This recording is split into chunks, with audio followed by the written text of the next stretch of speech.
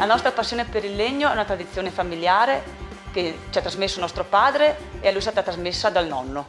Lavorare il legno è un po' come nello sport, vedere il pezzo grezzo su cui si deve lavorare e pensare a cosa potrebbe nascere da questo pezzo di legno è come un po' come gli sportivi che devono con perseveranza raggiungere il proprio traguardo, porsi un obiettivo che è quello sempre di andare avanti e di dare il massimo per raggiungere il proprio scopo. Sono sicura che le Olimpiadi saranno una vetrina mondiale per tutto il nostro territorio e anche per il nostro Comelico, come lo sono stati i recenti mondiali. La nostra falegnameria è molto legata alla tradizione e al territorio, ma abbiamo anche uno sguardo verso il futuro. Vogliamo rimanere sempre al passo con i tempi, con uno spirito sportivo.